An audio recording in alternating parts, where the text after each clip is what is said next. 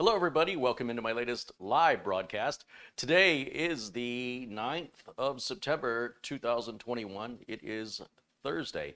Welcome in, and thank you so much for joining me today. I'm going to go over a build I recently completed for a viewer and a customer.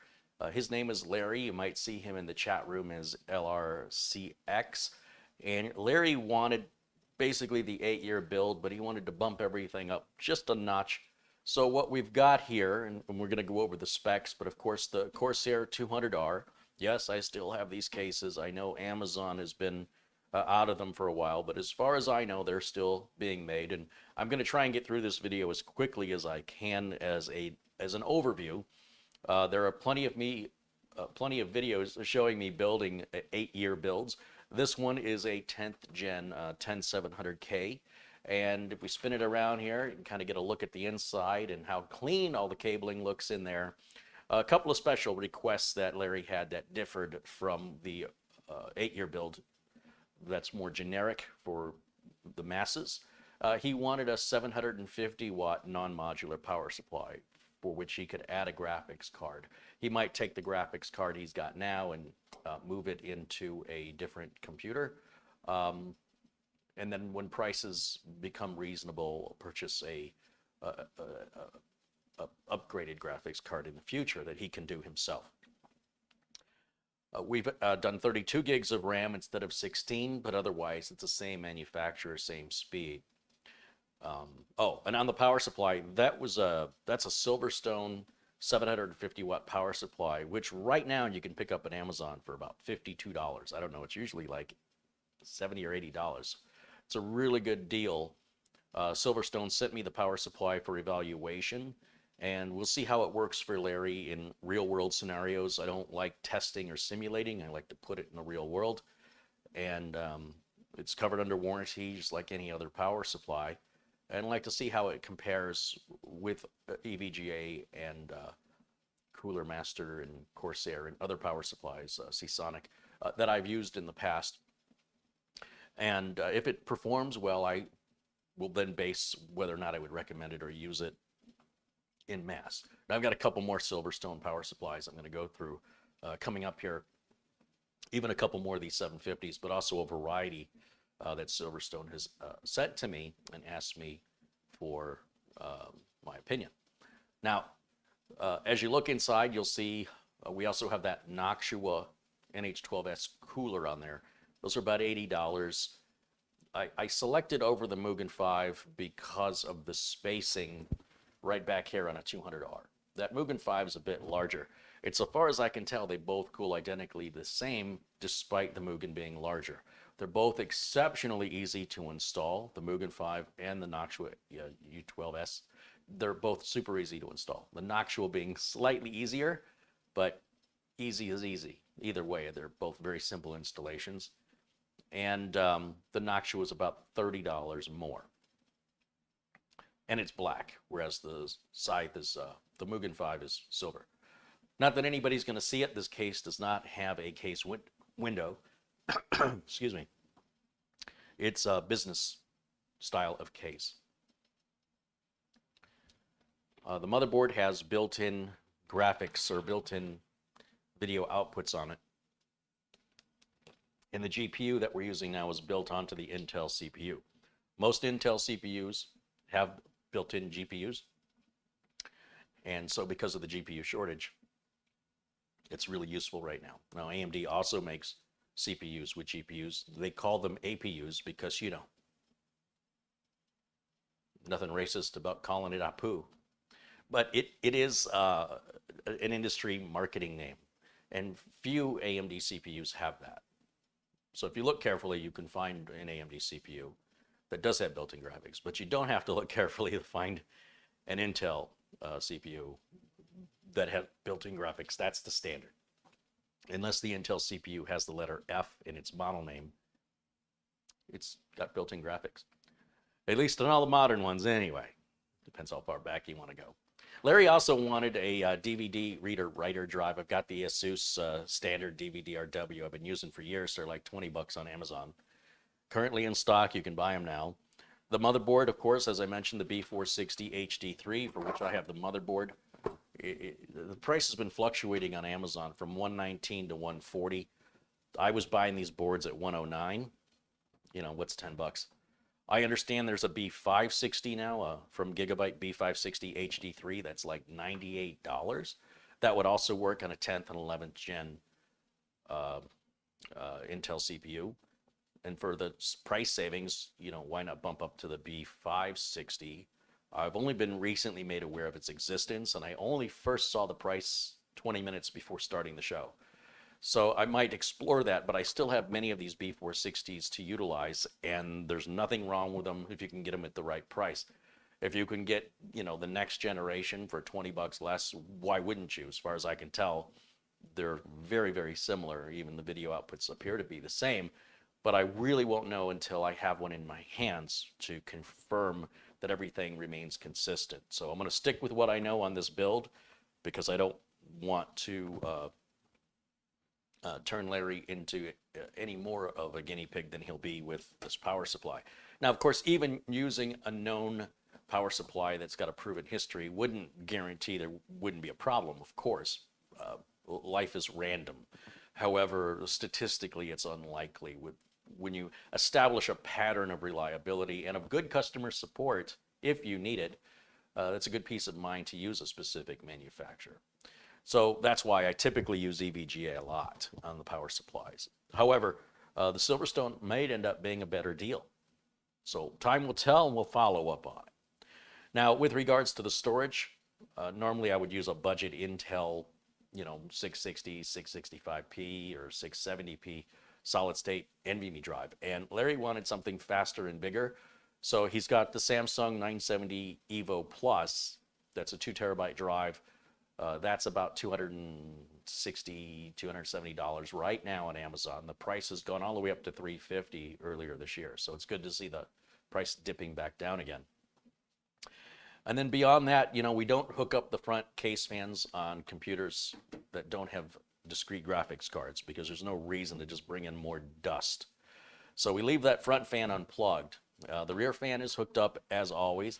There's the back of the ports, and I'll show you the fantastic cable management job that one of our viewers here and community members in the chat room, Photo Ray, has been doing some cable management for me, and he is fantastic at it. Let me show you.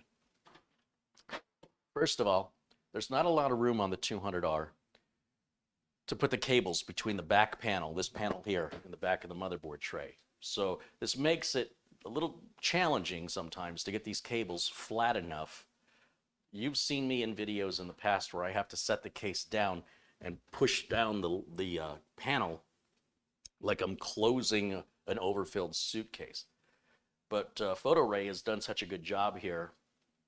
He's separated out the different bundles. As you can see, power is separated from USB and separated from front I/O. And he's done so in such a manner, you can barely even see that one. Did you even notice that one? And this side panel will just slide on. If I can get the tabs to align up on top, that's on me. You'll see there's no resistance coming from behind that panel, and it just slides into place like that. And that's perfect. That's exactly the way you're going to want it. I always ship computers with the power supplies in the off position, so if you ever receive a computer from me and you plug it in and turn it on, and it doesn't turn on, probably because you didn't move that switch up. Also, anytime I ship a computer, I ask the recipients before I know you're anxious to plug it in, but before you do that, just take the side panel off. Make sure nothing's loose in here. Sometimes in shipping, sometimes I've had video cards kind of become pulled away from the PCIe slot, or I've had RAM that's sort of dislodged itself. It's all been very minor. Nothing's been permanent. And it could be permanent if you power it on in that state. So just make sure everything is well seated there and where it should be. It probably will be fine, but just double check it. If it doesn't seem to have anything loose or out of place, then go ahead and plug it in and turn it on. The way I ship computers, they have Windows already installed, activated, updated. Larry also wanted Office 2019, which I also installed and activated and purchased through the links I have in the video notes below. The links include all the parts if you wanted to duplicate this build. that I sourced from Amazon, you're going to pay the same price I paid. The Windows 10, the Office 2019, you can buy that in a bundle to save a little bit more money, a couple of bucks, or you can buy them individually. The links for all of that, including the exact price that I paid. I'm not making any profit on selling the components. Basically, I make money off my videos, and I make commissions from people buying anything from links in my videos, right? So in this way, I can be very, very competitive in the pricing. Customers are happy. Viewers get content, and it's real technician content. It's not enthusiast content. As a real technician, I probably work on more computers and see more problems in 1 month. You know, I mean, if you think about it, if you're working in an office environment in a desktop support, let's say, how many computers do you think you'd look at a day, each day, 5 days a week, 50 to 52 weeks a year? Just in your first year, you will probably get somewhere around 200-300% more experience in the first few months than a hobbyist or enthusiast will have, which gives you a far more rounded and more deep understanding of the variety of complex hardware and software and the problems it can detail or involve. So I really feel like, you know, the longer you stay in the industry, the larger that gap between the enthusiast and the professional. It really starts to get a big gap in experience and the variety therein. Not to mention accountability and liability, which could cost you your job. In a professional, would never cost you your job as a hobbyist or enthusiast. It's a lot more pressure.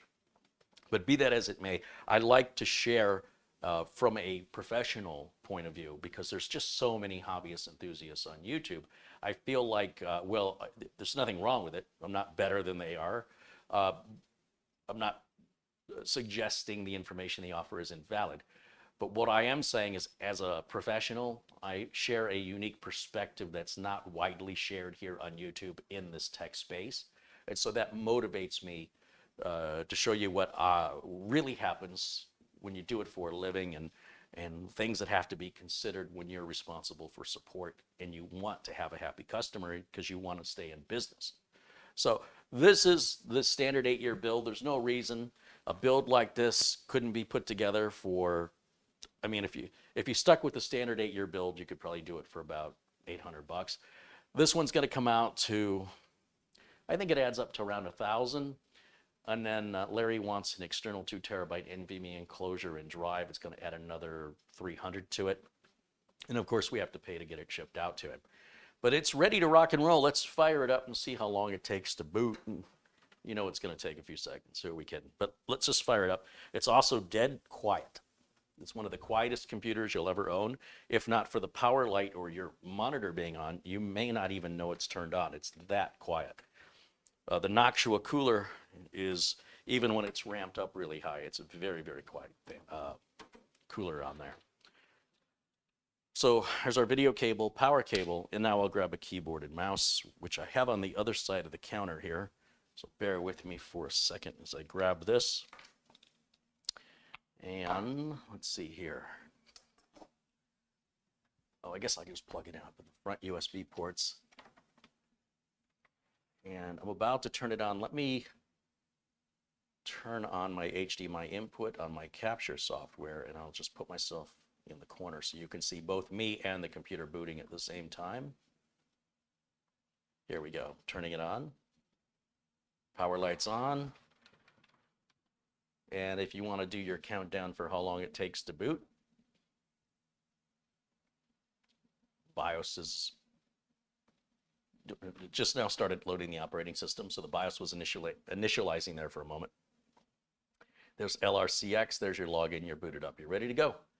All of the Windows updates have been installed, all of the drivers, and the latest version of the drivers for everything from sound to the network to the video driver, which Intel updates frequently, have all been installed. You'll see Uncle Carrie's Windows 10 optimizer is on there, and my Windows 10 netfix tool is also on there. I'm going to leave that on there for Larry. He requested them. They've already been run. They've already been executed. But he can copy those off onto a flash drive or something like that, you know, so to reuse them on this machine or others in the future. There's no violation of licensing or anything with my tools. And my tools are very inexpensive and can be purchased using the links in the video notes below. Anytime you use my links below my videos, you're supporting the channel. So I appreciate not only that you're supporting the channel, but I also appreciate those kind emails where you share your success stories, that you built a machine similar to what I built, or that something I built inspired you to take it on yourself. And then oftentimes the emails will say, you know, I'm writing to you from the computer I built from watching your videos. That is, those emails never get old. So if you'd like to share your story with me, I appreciate those stories. It's just another form of supporting the channel by being supportive and encouraging. So that is our desktop. And as you can see, we've got I gotta use the right mouse. We've got 32 gigs of RAM in here. If I can get out of my own way, we can go to right click on the my computer icon and go to properties.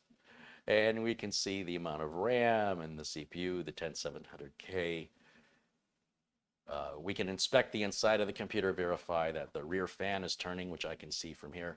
We can verify the CPU fan is turning, and that's pretty much it, apart from the fan on the power supply. That's part of the reason why the system's so quiet. It's also a lot of room in this case, so it's going to run nice and cool.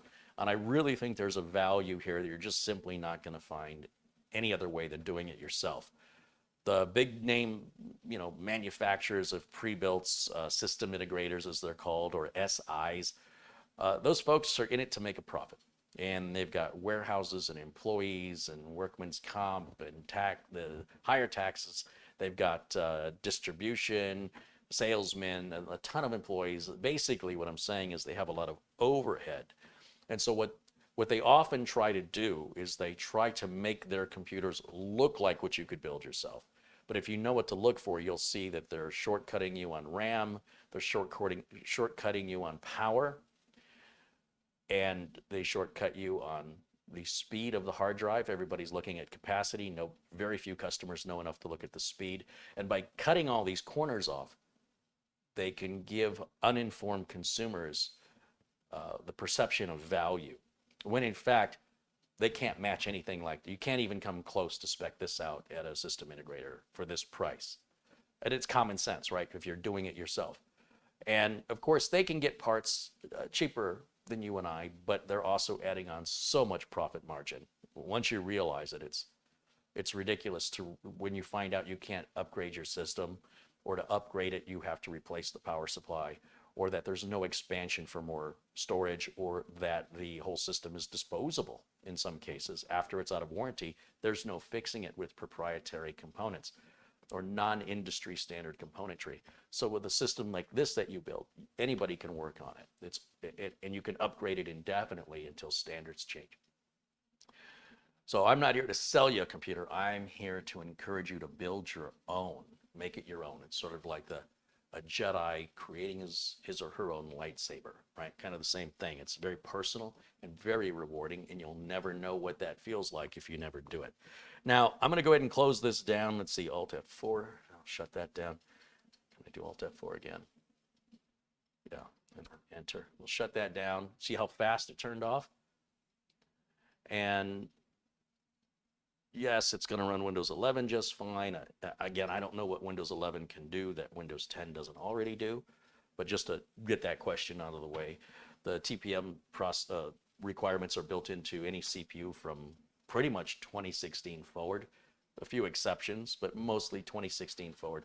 Definitely 2018 forward for pretty much anything made since 2018. But most things in 2016, most CPUs have that built-in TPM into the CPU. Now, Larry wanted me to give it my signature, so he wants me to put graffiti, and he wanted it on the right side of the computer, so let me take care of that live. We'll give it the old scribble here. Thank goodness for silver Sharpies, because I don't think he's going to be able to see it if I write it in black. All right, let's take care of it. It wasn't real specific about where. other than on the side. I also give a case badge. I'm not going to stick it on there. I always put the case badge in the box. The customer can place it on the front or the side, or don't even place it at all. It's up to them. What should I do? What should I do? Put it. Let's see.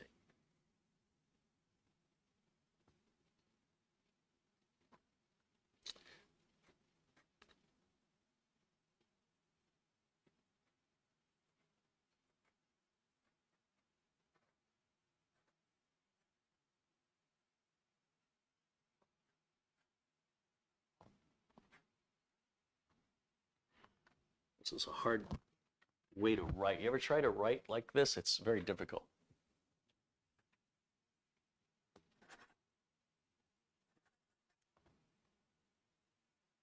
And then we'll put the month and the year. Larry says this is the side of the computer he's going to see. He wants to see that. So this is the right side of the computer. If you are facing the computer, this is your right, this is your other right. Sometimes we call that the left. The panel you remove from most standard desktop computer towers would be the left side. We always refer to the side based on facing it. If the computer were turned around the other way, then that would be reversed. Kind of common sense. But yeah, my appreciation and thank you to Larry for ordering a machine. I'm glad that, you know, he waited a year. He had contacted me about this time last year, and I told him I couldn't take on any more work at the time, and to give me a, you know, reach back after a couple months. And then, you know, I told that to a lot of people, and I didn't hear from him again until, well, a couple of weeks ago, and until he identified himself as the person, one of the people that contacted me a year ago. I thought, boy, I can't make this guy wait anymore. I mean, that's an incredible loyalty for somebody that clearly sees value in what I do, and I want to take care of them. And I just really appreciate that. It means a lot to me, and I would never expect anybody to do that. So there it is, exactly as Larry ordered. No Wi-Fi is required in this, though if we wanted to add Wi-Fi, we could do so with an add-in card or even a USB Wi-Fi adapter. You just plug it in. So in any event, that wraps it up for this. Again, all the parts that were used in today's overview review of the build are listed in the video notes below the video. And if you want to watch me build a system pretty much exactly like this, just type in 8-year build with my name. And those videos, there's 3 or 4 of them that'll pop up. And hey, there's Larry in the chat room. He says, Kerry, thank you so much. I look forward to rocking this system for years to come. Larry also picked up the Klipsch Pro Media 2.1 speakers I recommend. And those speakers I've had for like 15 years. I've had to replace them because they, you know, I blow them up. I like music loud. And I warned Larry because he said he was going to get a pair of those. I said, man, you better be careful. You're going to upset your neighbors. And Larry's loving them. So I love it. I absolutely love when people identify and agree with the value proposition of how I evaluate quality products at a good price. And everything here fits into that category. I'll be back a little later with another video review and overview. I just want to keep this one short. Thank you to Rick Hubbard for his contribution of £5. And I think I missed another one. Let's see, Matthew Barnes with £1.99. So thank you, my friends in the UK, for your contributions. My name's Kerry Holzman. I'll see you all again very, very soon. And until then, bye for now.